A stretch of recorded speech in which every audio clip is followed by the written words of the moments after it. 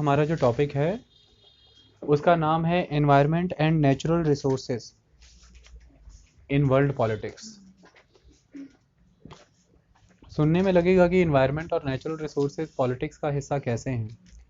जब आप टॉपिक पढ़ेंगे भी तो लगेगा जैसे किसी स्टार्टिंग में लगेगा जैसे किसी ज्योग्राफी का टॉपिक पढ़ रहे हैं, लेकिन अल्टीमेटली आपको ये समझ आ जाएगा कि ये बाकायदा पॉलिटिक्स का ही एक इशू बनता है। वो हम डिस्कस करेंगे कैसे बनता है।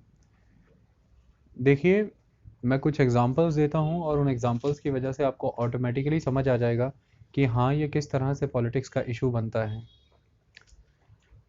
एनवायरनमेंट एंड नेचुरल रिसोर्सेज, अगर हम बात करते हैं इंडस्ट्रियलाइजेशन पीरियड की, तो इंडस्ट्री जो है ये इकोनॉमी का पार्ट होते हैं, लेकिन इकोनॉमी एक बहुत इम्पॉर्टेंट आस्पेक्ट है जहाँ से रेवेन्यू जनरेट किया जाता है जो पॉलिटिक्स को सपोर्ट करता है। पॉलिटिक्स तब तक नहीं हो सकती है जब तक पॉलिटिकल ब्यूरोक्रेसी, एडमिनिस्ट्रेटिव मशीनरी को सस्टेन कराने के लिए एक अच्छा खासा कोष नहीं है, ट्रेजरी नहीं है। और ट्रेजरी तब तक नहीं फिल हो सकती जब तक कर नहीं है, लगान, टैक्स, रेवेन्यू नहीं है। और ये तब तक नहीं हो सकता जब तक इकोनॉमी नहीं है। इकोनॉमी तब तक नहीं हो सकती अगर इकोनॉमी में 3 तरह की एक्टिविटीज़ नहीं है, और उनमें से वो एक्टिविटी जो सेकंड कैटेगरी में आती है, जिसको बहुत बड़े पैमाने पर रॉ मटेरियल की ज़रूरत है और उसे फिर वो प्रोसेस करती है। तो यहाँ से आपको रॉ मटेरियल और नेचुरल रिसोर्सेज की सिग्निफिकेंस पता चलती है। आप देख सकते हैं वर्ल्ड लेवल पर सिर्फ 10% एरियाज ही ऐसे हैं, या पूरा 10% ग्लोब का रीजन ऐसा है जहाँ पर वर्ल्ड की सारी इंडस्ट्री कंसंट्रेटेड है। उसके कारण है वहाँ पर अवेलेबल हो रहे नेचुरल रिसोर्सेज, और यही कारण है कि वहाँ पर इतनी इंडस्ट्री अवेलेबल है। और आज आप देख सकते हैं वर्ल्ड की सबसे सुप्रीम पावर्स भी वही कंट्री हैं, पॉलिटिकली स्ट्रॉन्ग भी वही लोग हैं।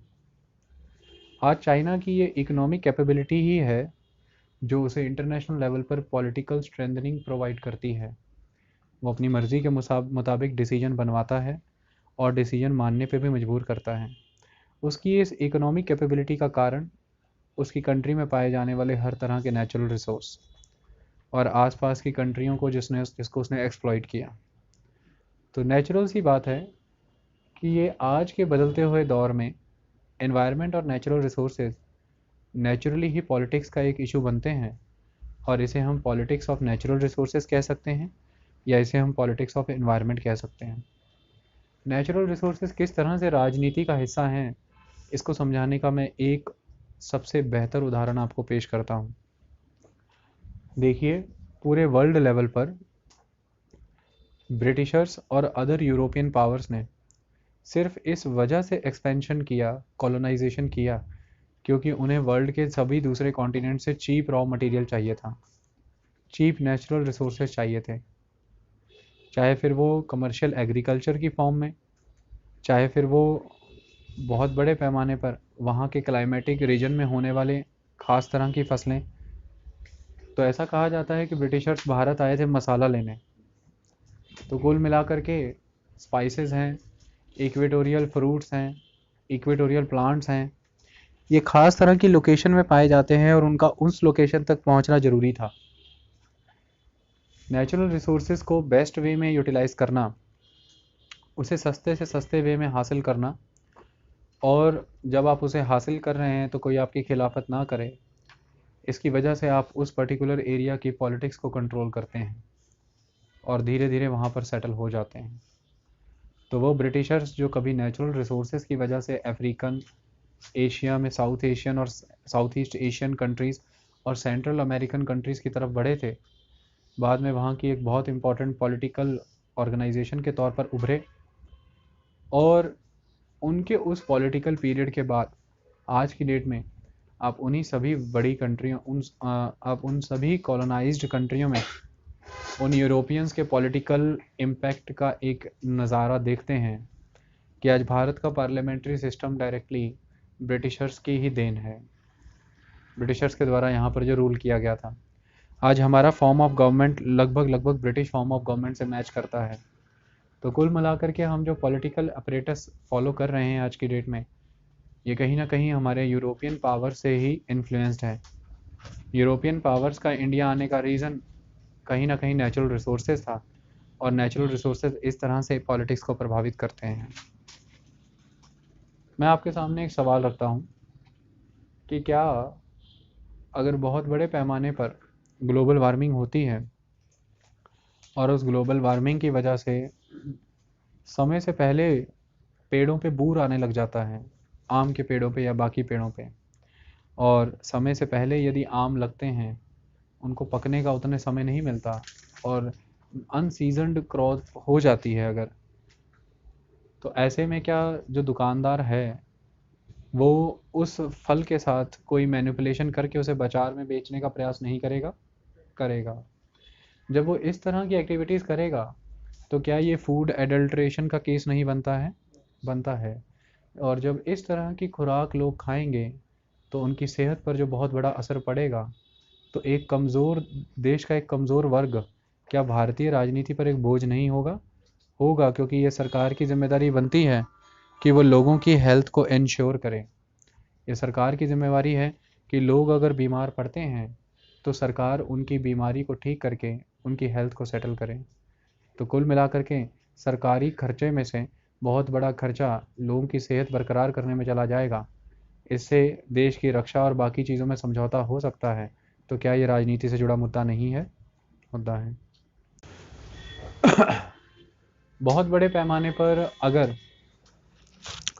ग्लोबल वार्मिंग होती है और उस ग्लोबल वार्मिंग की वजह से कोस्टल एरियाज से बहुत बड़े पैमाने पर अगर लोगों का माइग्रेशन होता है, जैसे फिशरमैन हैं, अगर वो वहाँ से अपनी लाइवलीहुड को लूज़ कर जाते हैं, और पहले तो लाइवलीहुड लूज़ करना एक बहुत बड़ा इकोनॉमिक सेटबैक है उनके लिए। जब वो इतने बड़े इकोनॉमिक सेटबैक से जूझ रहे होंगे, बेरोज़गारी देख रहे होंगे, उनके बच्चों की एजुकेशन हार्म होगी, नेचुरली वो हो सकता है किसी इलिसिट एक्टिविटी में लग जाएं, तो एक तरह से कंट्री के लिए इंटरनल सिक्योरिटी का थ्रेट पोज करेंगे, पहली बात। दूसरी पॉसिबल सिचुएशन ये है कि वो वहाँ से माइग्रेट करके किसी दूसरी जगह पर जाएंगे, और जिस भी जगह पर जाएंगे वहाँ की सोसाइटी में एक डिसरप्शन क्रिएट होगा, क्योंकि सोसाइटी उन्हें इतनी जल्दी एक्सेप्ट करेगी नहीं। तो हो सकता है वहाँ पर कुछ अनस्टेबिलिटीज़ भड़कें। तो इस तरह से जब भी आपकी कंट्री में कोई भी पर्सन एक जगह से दूसरी जगह या कोई कम्युनिटी एक जगह से दूसरी जगह मूव करती है, तो वो वहाँ के लोकल सोशल, कल्चरल, इकोनॉमिक और पॉलिटिकल स्ट्रक्चर को कहीं ना कहीं थोड़ा बहुत टर्बुलेंस देते हैं। तो ऐसे में ये एक बहुत बड़ा पॉलिटिकल इशू बन जाता है गवर्नमेंट्स के लिए कि वो कैसे इन माइग्रेटरी लोगों को एकोमोडेट करें, कैसे अदर कंट्री से आए हुए रिफ्यूजीज़ के साथ डील करें। और आप देख सकते हैं कि बहुत बड़े पैमाने पर एनवायरमेंटल रिफ्यूजीज़ क्रिएट हो रहे हैं पूरे ग्लोब लेवल पर। सूखा पड़ता है और कई कई साल तक पड़ता है कि लोग उस इलाके में मरना शुरू हो जाते हैं। फिर वो मजबूरी में एक जगह से मूव करके दूसरी जगह जाते हैं और इनको एनवायरमेंटल रिफ्यूजी कहा जाता है। ऐसे में दूसरा मुल्क इन्हें जब स्वीकार नहीं करता है तो फिर ये कई तरह के एजेंटों का सहारा लेते हैं, और इस तरह से एक एजेंटी सिस्टम जन्म ले जाता है। और वो एजेंट्स जो दो नंबरी तरीके से इनको उन बॉर्डर में एंटर कराते हैं, वो वहाँ के बॉर्डर ऑफिसर्स को, वहाँ की फोर्सेस को और वहाँ के एडमिनिस्ट्रेटिव स्टाफ्स को करप्ट करते हैं। तो ये भी एक पॉलिटिकल इशू बनता है। तो कुल मिला के ह्यूमन ट्रैफिकिंग का केस बनता है, and human trafficking is kind of political issue. तो मुद्दे की बात अगर हम करें तो बहुत सारे एस्पेक्ट हैं जिसकी वजह से एनवायरनमेंट और natural resources world political science का सब्जेक्ट मैटर है। इसको स्टडी करना बहुत ज़रूरी है। जितनी इंट्रो मैंने दी है वो इस चीज़ को इस्टेब्लिश करने के लिए बहुत है कि टॉपिक आप पढ़ने क्या जा रहे हो, उसकी ग्रेविटी क्या है। इसके बाद अगर हम बात करें, आज वर्ल्ड के लेवल पर उन्होंने कुछ आंकड़े डिस्कस किए हैं। वो आंकड़े क्या हैं? वो आंकड़े कुछ ऐसे हैं कि आज की डेट में अगर हम देखें तो जो एग्रीकल्चरल लैंड है, जिसे हम कल्टीवेबल लैंड कहते हैं, डे बाय डे कम होता चला जा रहा है बढ़ने की बजाय। उसके कारण क्या है कि पॉपुलेशन बहुत बड़े पैमाने पर बढ़ रही है। दूसरा, अर्बनाइजेशन बहुत तेज़ी से आगे बढ़ रही है, यानी कि जो लैंड है उसका नॉन एग्रीकल्चरल यूज़ बहुत तेज़ी से बढ़ता चला जा रहा है। हाईवेज़ बनाए जा रहे हैं, रोडवेज़ के तहत रेलवे बनाई जा रही है, बहुत बड़े पैमाने पर डैम्स बनाए जा रहे हैं, उनके लिए लैंड एक्वायर किया जा रहा है। किसी तरह की माइनिंग एक्टिविटी है, उसके लिए वहाँ का पर्टिकुलर लैंड एक्वायर किया जा रहा है। हाउसिंग प्रोजेक्ट्स के लिए लैंड एक्वायर किया जा रहा है। सिविल एमिनिटीज़ प्रोवाइड करने के लिए, जैसे कि हॉस्पिटल्स हैं, स्कूल्स हैं, कॉलेजेस हैं। तो आज एग्रीकल्चरल लैंड बहुत तेज़ी से नॉन एग्रीकल्चरल एक्टिविटी में कन्वर्ट हो रहा है। आप अपने नगर, अपने शहर, अपने गांव के इर्द गिर्द नज़र घुमा के देख लीजिए। आज से 15 साल पहले जितने खेत होते थे, अब आपको शहर बड़ा नज़र आएगा और खेत कम नज़र आएंगे। यहाँ से ये पता लगता है कि खेतीबाड़ी वाला इलाका कन्वर्ट हो गया है गैर खेतीबाड़ी वाले इलाके में। तो कुल मिलाकर के ये डबल प्रॉब्लमेटिक सिचुएशन जनरेट हो रही है। एक तरफ जनसंख्या बढ़ रही है, मतलब खाने वाले मुंह बढ़ रहे हैं, और पैदा करने वाली ज़मीन घट रही है। ऐसे में हमारे पास इसका जवाब ये बचता है कि हम पैदावार बढ़ाएंगे। प्रति हेक्टेयर हम जितना पैदा करते थे, हम उससे अधिक पैदा करेंगे ताकि इस समस्या से हम निपट पाएँ। लेकिन इसमें भी हम सफल नहीं रह पा रहे हैं। इतने हैवी डोजेस फर्टिलाइज़र्स के खेतों को दिए जा चुके हैं कि उनकी जो पैदावार क्षमता थी, आज कई समय से वहीं पे रुकी पड़ी है, और प्रोडक्टिविटी उस लेवल पर बढ़नी चाहिए थी, वो बढ़ नहीं रही है। तो ये एक बहुत बड़ा चिंता का विषय बन जाता है। और अगर ये सिचुएशन आगे बढ़ती है तो क्या होता है, वो अभी समझाता हूँ। इसके अलावा अगर आप देखें, बहुत बड़े पैमाने पर वाटर रिसोर्सेज को एक्सप्लॉइट किया जा रहा है आज इंडस्ट्रियल पर्पसेस के लिए, एग्रीकल्चर पर्पस के लिए। जितनी तेज़ी से आज आप सूखे इलाकों में बरसाती इलाकों वाली फसलें लगा रहे हैं, जैसे पंजाब, हरियाणा, वेस्टर्न यूपी में राइस की क्रॉप लगाई जाती है, अंडर वाटर टेबल को डाउन किया जा रहा है, ग्राउंड वाटर को डिप्लीट किया जा रहा है, पानी ज़मीन के भीतर से निकाला जा रहा है। इसके लिए आने वाले समय में पीने के लिए पानी नहीं मिलेगा, और आपको अपनी हाउस होल्ड एक्टिविटीज़ के लिए पानी नहीं मिलेगा। और इतनी बात याद रखिएगा कि 100 लीटर पानी पीने के बाद ही गाय 10 लीटर दूध देती है। तो सारा का सारा एनिमल हस्बेंड्री सेक्टर, कोई इंडस्ट्री 1% भी चल नहीं सकती विदाउट वाटर। आपके कपड़ों से लेकर के आपके चश्मे तक, आपकी मार्बल टाइल से लेकर के आपके मोटरसाइकिल तक, हर चीज़ को कूलिंग, वॉशिंग, क्लीनिंग की ज़रूरत है। चमड़े को भी बहुत बड़े पैमाने पर पानी चाहिए धोने के लिए। तो कुल मिलाकर के ये सारी एक्टिविटी ठप हो जाएंगी अगर पानी की सप्लाई कम पड़ जाएगी। तो ऐसे में क्या माहौल बनेगा, उसकी चर्चा करते हैं।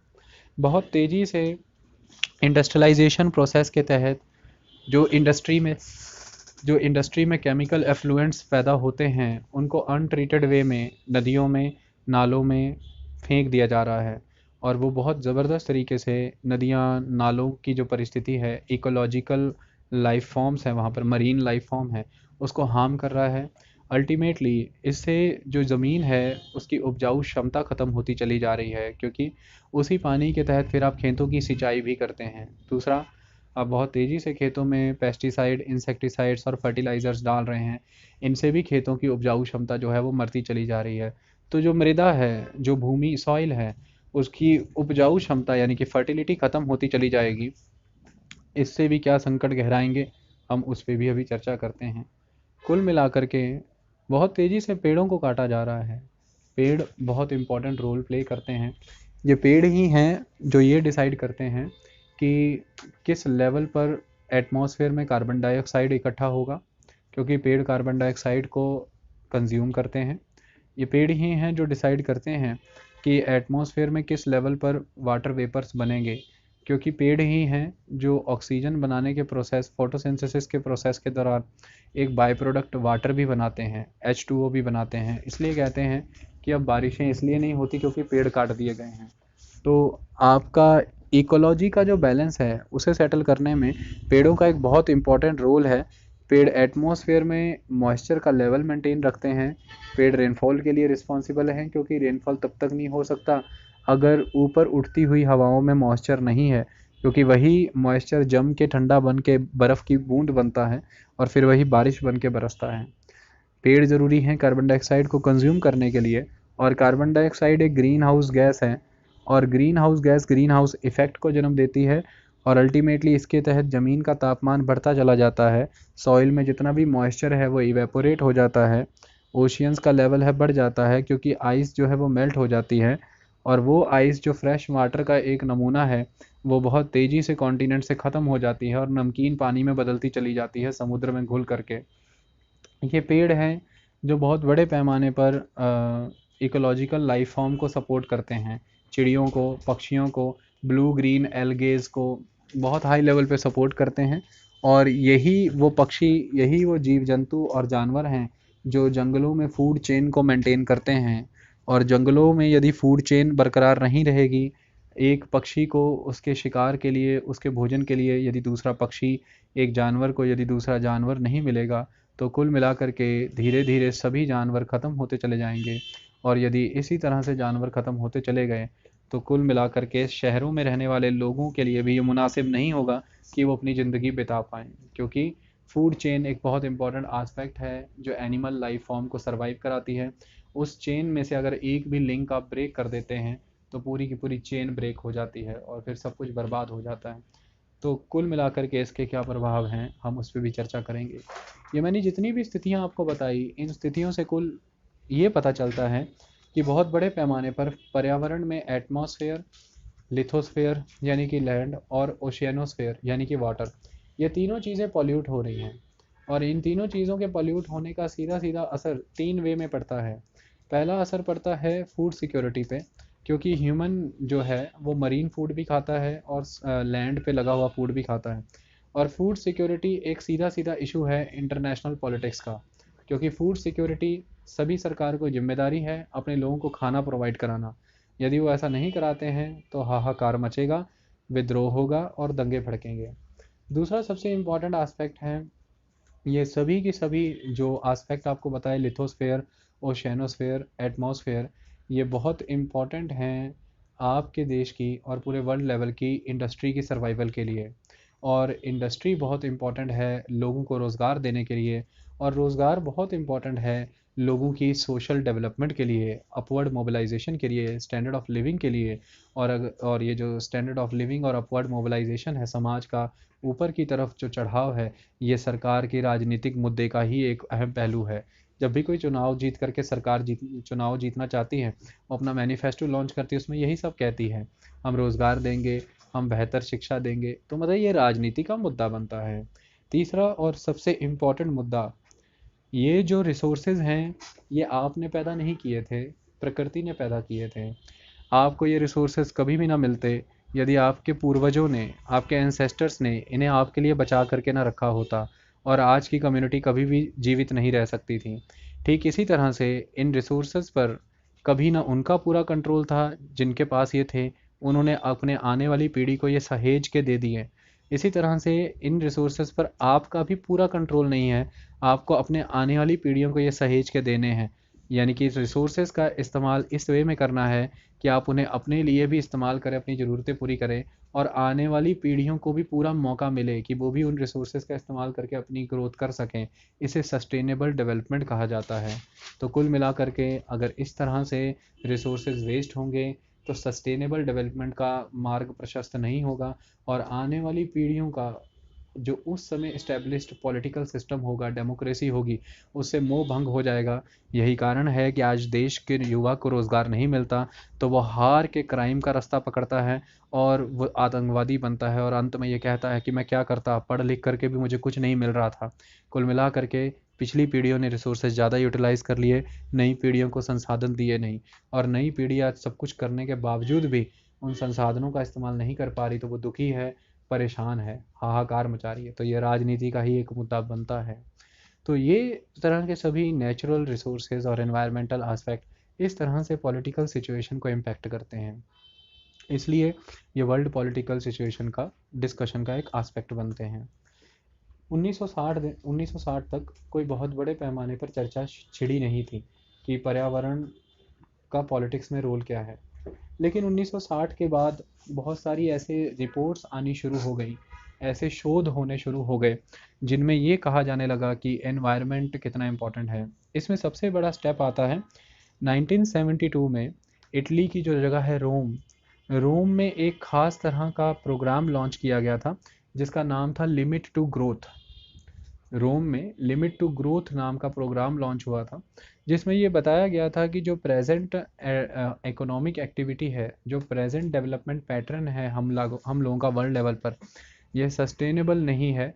आगे आने वाले समय में अगर इसी प्रेजेंट फॉर्म ऑफ पैटर्न पे चलते रहे आप, तो आप अपने रिसोर्सेज को इतना ज़्यादा पॉल्यूट, इतना ज़्यादा एक्सप्लॉइट और इतना ज़्यादा डिमिनिश कर देंगे कि वो अनरिपेयरेबल स्टेज में पहुंच जाएंगे, और अल्टीमेटली आपकी ये इकोनॉमिक ग्रोथ आपके ही पतन का कारण बन जाएगी।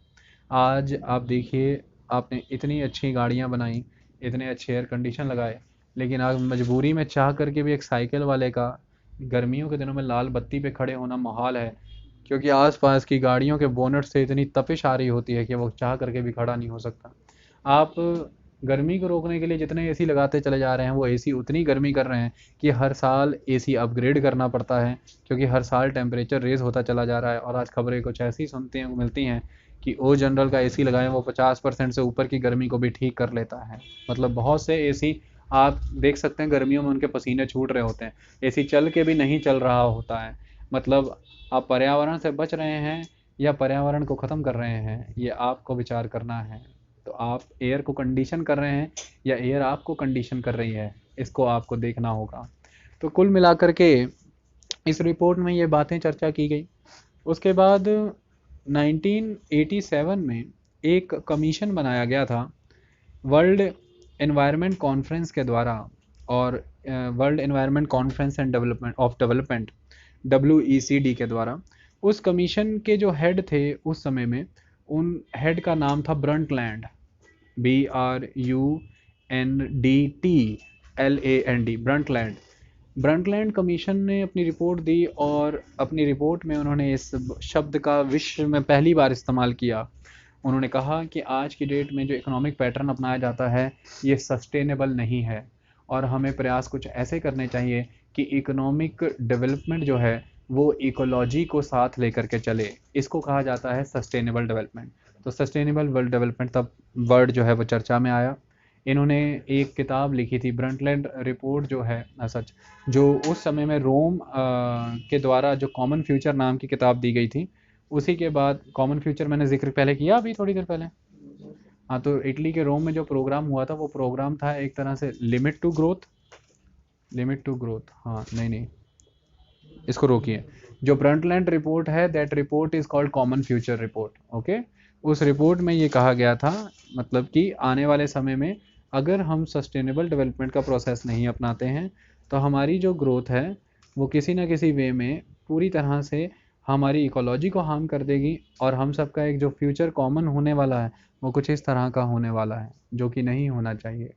तो कुल मिलाकर के सस्टेनेबल, ये मैं इतनी बार 3-4 बार इसलिए बोल चुका हूँ, ये बड़े सारे PCS बड़े सारे एग्ज़ामों में आ गया है कि पहली बार सस्टेनेबल वर्ड कब यूज़ हुआ था। बच्चे भटकते रहते हैं, बेचारों को पता नहीं चलता है। तो ब्रंटलैंड रिपोर्ट में हुआ था। ब्रंटलैंड कौन है? वो उस कमीशन के चेयरमैन थे, इसलिए उन्हें चेयरमैन कहा जाता है। याद आया होगा कुछ गौरव, कहीं क्वेश्चन पढ़ा भी हो शायद। तो इसके बाद हम बात करते हैं इसी से प्रेरणा लेकर के। अब 1972 में जब लिमिट टू ग्रोथ नाम का कंसेप्ट आया है, और लिमिट टू ग्रोथ नाम का टॉपिक पढ़ाया भी है मैंने इकोनॉमिक ज्योग्राफी में, कि कौन कौन सी चीज़ लिमिट करती है आपकी ग्रोथ को, कौन कौन सी चीज़ लिमिट करती है एक्टिविटी को। तो मैंने पढ़ाया था एनवायरनमेंट भी तो लिमिट करता है किसी ना किसी लेवल पर आपकी एक्टिविटीज़ को। तो कुल मिलाकर के इसके ऊपर फिर बुक्स बनी और चैप्टर्स बने हैं, और आपका ये सब्जेक्ट मैटर है, आप ये पढ़ोगे लिमिट टू ग्रोथ क्या क्या है। तो अल्टीमेटली अगर हम देखें तो इस दिनों में यूनाइटेड नेशन सक्रिय हो गया था इन सारे मुद्दों को लेकर के, और 1992 में साउथ अमेरिकन कॉन्टिनेंट में ब्राज़ील नाम की कंट्री में रायो डी जनेरो नाम की जगह पे एक United nation framework convention on climate change हुआ था, UNFCCC, United nation framework convention on climate change.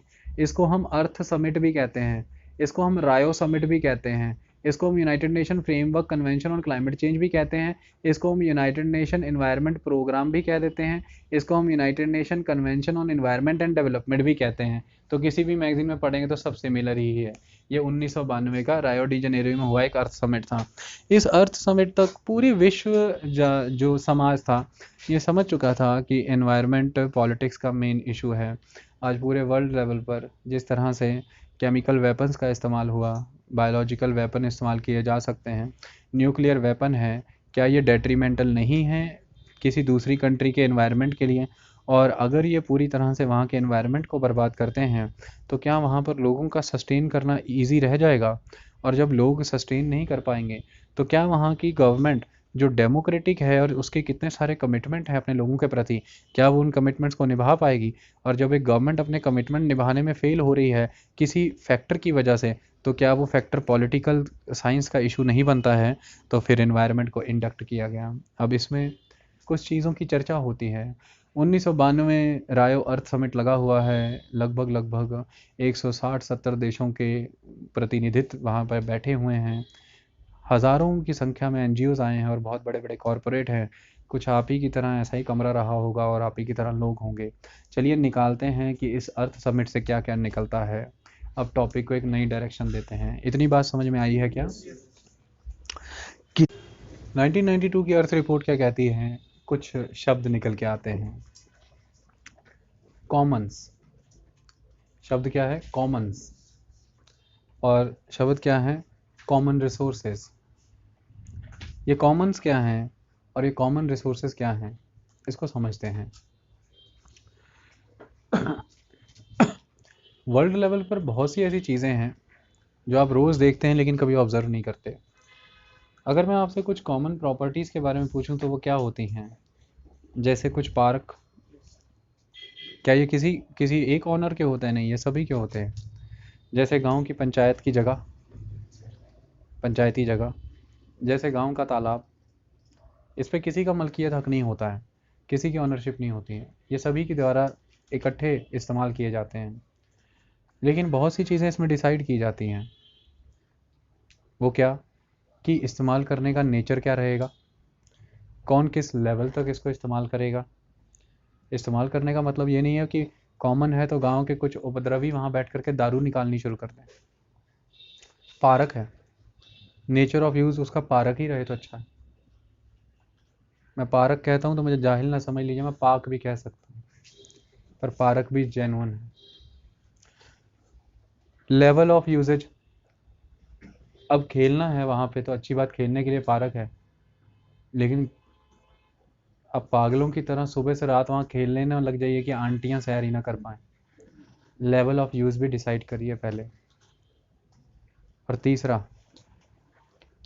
Responsibility towards the Commons. सिर्फ पागलों की तरह खेल के ही मत चले जाइए, उसको संवारना निखारना भी आपकी जिम्मेदारी है। तो ये कॉमन्स बड़े अच्छे हुआ करते थे, पता है? शामलाट जगह हैं जिन्हें कहते हैं, ये बड़ी अच्छी होती थी। सामूहिक कम्युनिटी लैंड इन्हें कहा जाता था, क्योंकि लोग अपना अधिकार भी समझते थे, राइट्स भी थे, और लोग अपनी ड्यूटी भी समझते थे उसके प्रति, विकास भी करते थे। पंचायती जगह अक्सर चमकती रहती थी, साफ़ सुथरी रहती थी, पार्क और बाकी चीज़ें भी साफ़ सुथरी रहती थी, लोग सफाई करते थे, जिम्मेदारी समझते थे। वर्ल्ड लेवल पे भी कुछ ऐसी चीज़ें एग्जिस्ट करती हैं। जैसे अंटार्कटिका किसका है? किसी को नहीं पता। जैसे समुद्र का जो तल है वो किसका है? किसी को नहीं पता। जैसे जो आउटर स्पेस है, इस स्पेस में तो आप सांस ले रहे हैं तो आपकी कंट्री यहाँ पर है, इसकी इतनी रेंज के ऊपर से जहाज उड़ेगा तो आपकी जिम्मेदारी बनती है, आपकी परमिशन के बिना नहीं। लेकिन इसके बियॉन्ड आउटर स्पेस किसका है? चंद्रमा पे चंद्रयान छोड़ दिया, किससे पूछ के छोड़ा? मंगल पे भेज रहे हो मंगलयान, किससे पूछ के छोड़ रहे हो? और इसकी अनुमति कितने दी कि कितने के सैटेलाइट छोड़ सकते हो? आज पृथ्वी के बाहर अगर निकल सकता हूँ मैं अपनी कार लेकर के, तो कार लेकर के वहां जाऊंगा तो हो सकता है मेरी कार ब्लास्ट हो जाए किसी के साथ टकरा करके, क्योंकि गोलियों की तरह वहां पर घूम रहे होंगे सैटेलाइट। कितने छोड़ने हैं और कितने नहीं, है कौन डिसाइड करेगा?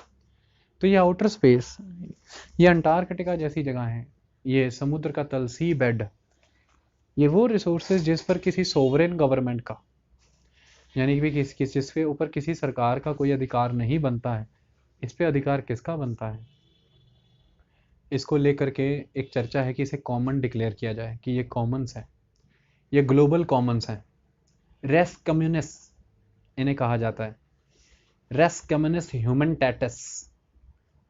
तो आपसे हमेशा ये पूछा जाएगा कि are you sincere about the preservation, protection and promotion of race communist. तो वहाँ पे कम्युनिस्ट पार्टी के बारे में मत लिखा ना। That is about the global Commons, global common जगह है। इसमें अंटार्कटिका का उदाहरण बड़ा इंपॉर्टेंट है। अंटार्कटिका 26 मिलियन हेक्टेयर की एक जगह है, बहुत बड़ी। वर्ल्ड की लैंड पे, मतलब टेरेस्ट्रियल, जो पृथ्वी पर जो 90% बर्फ है वो अंटार्कटिका में है। पृथ्वी पर जो मीठा पानी है, फ्रेश वाटर, पीने लायक पानी जो है, उसका 70% ट्रैप है अंटार्कटिका में। अंटार्कटिका का 36 मिलियन हेक्टेयर एरिया समुद्र के भीतर भी जाता है। अंटार्कटिका में बहुत इंपॉर्टेंट चीज़ें हैं, जैसे वहाँ पर अगर आप देखते हैं तो आपको लैंड पे रहने वाले एनिमल्स उतने नहीं मिलेंगे। आपको कुछ मॉसेस मिलेंगे, कुछ लिचेंस मिल जाएंगे, ब्लू ग्रीन एल्गे मिल जाएंगे, लेकिन आपको मरीन एनिमल बहुत ज़बरदस्त मिलेंगे। उस एटमॉस्फेयर में रहने वाले कुछ बर्ड्स मिलेंगे, मरीन एनिमल में आपको फिशेस मिलेंगी, मैमल्स मिलेंगे, और एक खास तरह का छोटा जीव होता है क्रिल्स। क्रिल्स मिलेंगे आपको, क्योंकि बाकी सारे एनिमल इसी पे डिपेंड होते हैं। फिर ये फूड चेन का मेन एस्पेक्ट है। तो ये सब आपको बहुत बड़े पैमाने पर मिलेंगे। वर्ल्ड लेवल पर सबसे लार्जेस्ट, टोटल 36% के अराउंड जो वाइल्डरनेस एरिया है वो अंटार्कटिका में है। वाइल्डरनेस एरिया क्या होता है? अगर हम अमेरिकन डेफिनेशन के अकॉर्डिंग जाएं तो वो जिसको कभी मनुष्य प्रभावित नहीं कर पाया, यानी कि ह्यूमैनिटी जहाँ पर नहीं है, वो वाइल्डरनेस है, पहली डेफिनेशन। यानी कि ह्यूमन वहाँ पे नहीं रहता। वाइल्डरनेस वो है जो आज भी अपनी प्रिमिटिव फॉर्म को अपनाए हुए है, और ह्यूमन वहाँ पर जाता है लेकिन रहता नहीं है, आता जाता रहता है, और उसकी पुरानी फॉर्म जो है वो बदली नहीं है। उसे वाइल्डरनेस एरिया कहा जाता है। तो यहाँ से पता लगता है कि अंटार्कटिका में कोई रहता नहीं, एटमॉस्फेयर सपोर्ट ही नहीं करता है। बहुत ही कूल, सबसे विंडीएस्ट, बहुत तेज हवाएं चलती हैं, इसको कहा जाता है। कुल मिलाकर के अगर हम देखें तो दो अवधारणाएं बनी हैं, दो अप्रोच बनी हैं जिसको इन्वायरमेंट लेवल पे डिस्कस करना है। एक नॉर्दर्न कंट्री, एक साउदर्न कंट्री। नॉर्दर्न कंट्रीज में कौन सी कंट्रीज आ जाएंगी? Developed countries, almost first world countries. First world countries जैसे कि अमेरिका आ जाएगा, वेस्टर्न यूरोप आ जाएगा। नॉर्दर्न कंट्री में जब ऑस्ट्रेलिया का नाम लिखेंगे तो तब ये मत कहना कि ज्योग्राफी वाइज से ये साउथ में था, तो इसको नॉर्दर्न नॉर्दर्न क्यों कह रहे हैं? तो इन्हें नॉर्दर्न ग्रुप कहा जाता है। और साउदर्न ग्रुप कौन है? वो कंट्री जो मोस्टली इक्वेटर पे लाया करती हैं, third world countries. Central America, southern America, Africa, India, south Asia, south east Asia, ये थर्ड वर्ल्ड कंट्रीज को कहा गया है साउदर्न ग्रुप। तो कुल मिलाकर के जो अंटार्कटिका है, इन अंटार्कटिका पर कंट्रोल करने को लेकर के जो इसके नियर बाई कंट्रीज हैं, जैसे ऑस्ट्रेलिया, न्यूजीलैंड, जैसे अर्जेंटीना, चिले, जैसे यूनाइटेड किंगडम के कुछ आइलैंड्स हैं यहाँ पर अटलांटिक ओशन में नीचे कुछ आइलैंड्स हैं। देखा, आइलैंड का नाम लिखा होगा, ब्रैकेट में लिखा होगा यूके। जैसे नॉर्वे के भी कुछ आइलैंड है। तो आप कहेंगे नॉर्वे यूके तो ऊपर है, तो वो अंटार्कटिका पे दावा कैसे ठोक रहा है? क्योंकि उनके छोटे छोटे कुछ आइलैंड है नीचे। तो नॉर्वे है, यूके है, फिर साउथ अमेरिका की कंट्रियां हैं, चिले है, अर्जेंटीना है, फिर उधर ऑस्ट्रेलिया है, न्यूजीलैंड है। ये अपना सोवरेन दावा ठोकती हैं कि अंटार्कटिका हमारा है। लेकिन इसके अलावा कुछ बड़ी कंट्रीज, अदर कंट्रीज है जो कहती हैं ऐसा कुछ नहीं है, ये रेस कम्युनिस्ट है, ये कॉमन है। तो कुल मिलाकर के इस तरह के जो कॉमन्स हैं, इसके ऊपर एक डेफिनेशन क्रिएट हो, ये डिसाइड किया जाए कि किस तरह के लॉ इसके ऊपर अप्लाई होंगे। ये डिसाइड हुआ बहुत बड़े पैमाने पर 92 के रायो अर्थ समिट में। चाहे जितनी भी फाइट चलती रहे कि ये कॉन्टिनेंट किसका है किसका नहीं है, लेकिन इस कॉन्टिनेंट को प्रोटेक्ट करने की अप्रोच इस फाइट में दबी नहीं। बहुत बड़ा आई ओपनिंग एपिसोड तब क्लियर होता है जब ये जो अंटार्कटिका है, इसके ऊपर पाई जाने वाली स्ट्रेटोस्फेयर की लेयर में जो ओजोन लेयर है उसमें छेद पाए गए। और इसे कहा जाता है कि अंटार्कटिका के ऊपर जो ओजोन लेयर है वो ज़्यादा तेज़ी से ख़राब हो रही है, बर्बाद हो रही है। तो याद रखिएगा, जब हम अर्थ के इस सरफेस से, जहाँ पे आप रह रहे हैं, जो सांस ले रहे हैं, इस लेयर को कहते हैं ट्रोपोस्फेयर। और इस लेयर के बाद नेक्स्ट लेयर आती है स्ट्रेटोस्फेयर। तो ट्रोपोस्फेयर के बाद जो स्ट्रेटोस्फेयर आती है, उस स्ट्रेटोस्फेयर में 50 से 80 किलोमीटर की ऊंचाई के बीच में एक जोन आता है, जिस जोन में रहती है ओजोन लेयर। और इस ओजोन लेयर की खासियत है कि ये सन की तरफ से, सूर्य की तरफ से आने वाली अल्ट्रा वायलेट रेडिएशन को अपने अंदर एब्जॉर्ब करती है। और वो ultra violet radiation skin cancer का एक बहुत बड़ा कारण है। तो आज आप स्किन कैंसर के बढ़ते हुए केसेस देख सकते हैं। तो कुल मिलाकर के 1970-80 के बाद refrigerator, television, air condition, perfumes, deodorant, आप परफ्यूम का बटन दबाते हैं तो कुछ नीचे दबता है तो फिर बाहर कुछ आता है। वो जो नीचे दबता है वो क्लोरोफ्लोरोकार्बन्स हैं। तभी तो जो केन है उसे डिस्पेंस करना बहुत ज़रूरी है तरीके से। तो बहुत बड़े पैमाने पर क्लोरोफ्लोरोकार्बन्स का जन्म हुआ, CFCs। इन क्लोरोफ्लोरोकार्बन्स ये आपको नीचे इनर्ट गैस की तरह बिहेव करते हैं, आपको कुछ नहीं कहते, लेकिन ऊपर जाने के बाद ये टूट जाते हैं, इससे क्लोरीन अलग होता है। और जो ऊपर ओजोन का फॉर्मूला है O3, स्ट्रेटोस्फेयर में सन की लाइट पड़ने से O3 ब्रेक होता है और O2 और O में कन्वर्ट होता है। और वो जो O एक अलग हुआ है वो इधर से क्लोरीन के साथ जुड़ जाता है और अल्टीमेटली O3 कन्वर्ट होकर O2 में बदल जाता है। तो फिर ओजोन लेयर ख़त्म हो रही है। इसको कहते हैं depletion of ozone layer. Ozone layer में छेद हो रहे हैं। और ये फिनोमेना बहुत बड़े पैमाने पर अंटार्कटिका में होता है, क्योंकि जो गैसेस ग्लोब से उठती हैं, साइकिल इस तरह का बनता है कि अंटार्कटिका में जाके कंसंट्रेट होती हैं उस पर्टिकुलर रीजन में। तो जब ये स्टडी लोगों के सामने आई तो विश्व लेवल की कम्युनिटी के सामने एक फ़ायदा हुआ और एक नुकसान। फ़ायदा ये हुआ कि लोगों को एक लगा कि हमें जुड़ना चाहिए। फाइंडिंग एक निकल करके आई और हमें अच्छा हुआ, डाटा कलेक्शन सेंटर्स यहाँ पर लगाए हमने, डाटा मिला है। नुकसान ये हुआ कि ये तय करने में मुश्किल आ गई कि यह किसकी वजह से हुआ। तो सबसे पहला तो मुद्दा ये है कि रेस कम्युनिस्ट को कौन हैंडल करेगा, कौन मेंटेन करेगा। इसके ऊपर ये डिसाइड किया गया कि कुछ लॉज बनाए जाएं। इसको लेकर के 1959 की अंटार्कटिका ट्रीटी साइन की गई।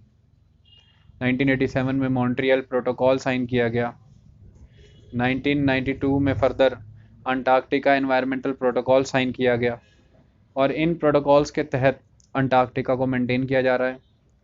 अंटार्कटिका को सिर्फ और सिर्फ साइंटिफिक रिसर्च, फिशरीज़ और टूरिज़्म के लिए ओपन रखा जाता है। लेकिन इसका मतलब ये ना समझिएगा कि इसे कोई नुकसान नहीं होता इंसानी गतिविधियों से।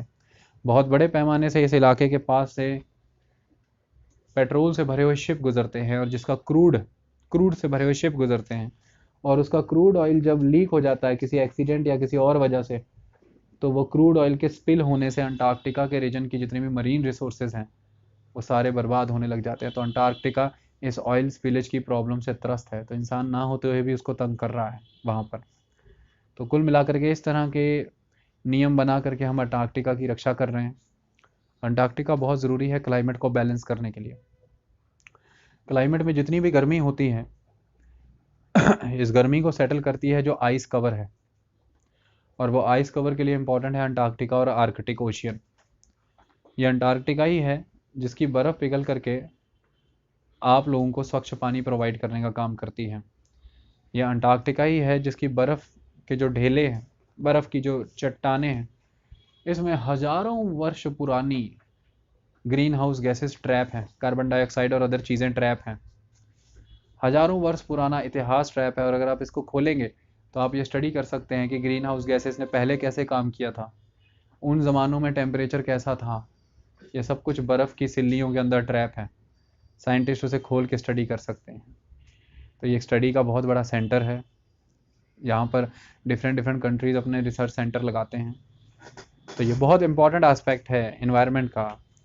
और अल्टीमेटली एक बात बता दूं बच्चों, कि जब ओजोन डिप्लीशन होगी और ओजोन डिप्लीशन की वजह से अल्ट्रा वायलेट रेडिएशंस आएंगे, और उन अल्ट्रा वायलेट रेडिएशंस की वजह से बहुत बड़े पैमाने पर आपको स्किन कैंसर्स होंगे, तो वो स्किन कैंसर से एक तरह से आपकी नहीं, एक कम्युनिटी की जिम्मेवारी है, एक कम्युनिटी की टेंशन है। तो ये एक पॉलिटिकल इशू बनता है। दूसरी बात, आप खेतों में अगर काम ही नहीं कर पा रहे हैं, इतनी तेज़ धूप है, अगर